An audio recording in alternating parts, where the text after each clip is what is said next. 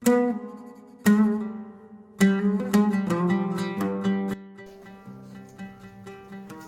الله الرحمن الرحيم.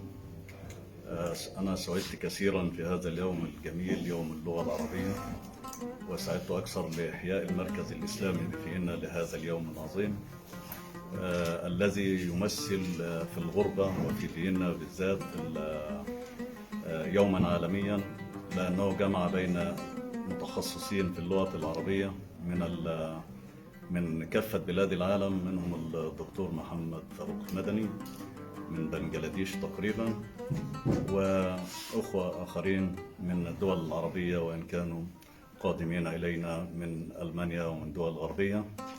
وسعدت جدا على إحياء هذا اليوم للغة العربية التي هي اللغة الأم لمعظمنا في الغربة ولأجيالنا القادمة إن شاء الله. وهذا اليوم يكون الحرص فيه أولا على إحياء اللغة العربية واستمراريتها وتدريسها بطريقة سليمة بلاغية تحمل معاني اللغة العربية وتحرص على قواعد النحو والصرف، وهي أساسا لغة القرآن الكريم، القرآن المعجز لهذه اللغة العربية.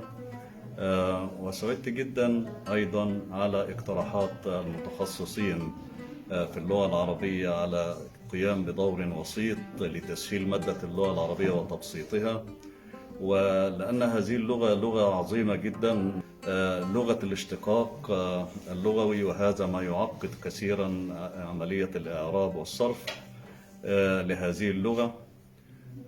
وكان من ضمن المتخصصين أن طالب الدكتور محمد مدني بإعطاء أو إيجاد دور برنامج معين يدرس باللغة العربية الفصحى لجميع أطفالنا من الدول العربية كافة. وهذا صحيح، لأن اللغة العربية اللغة يدرسونها بالفصحى، فلا غرابة في ذلك، لأن القرآن أيضا يدرس لجميع البلدان ويدرس لجميع الفئات والأعمار.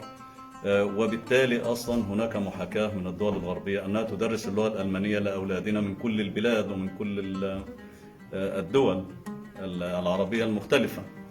فأنا أحرص على هذه النقطة وأشجع على تأييدها بإذن الله، وأن يكون هذا اليوم يحيا في كل عام حتى نستشعر عظمة اللغة العربية ونورثها لأبنائنا ونتحدث بها، وتكون هي اللغة الثانية الأولى قبل الألمانية.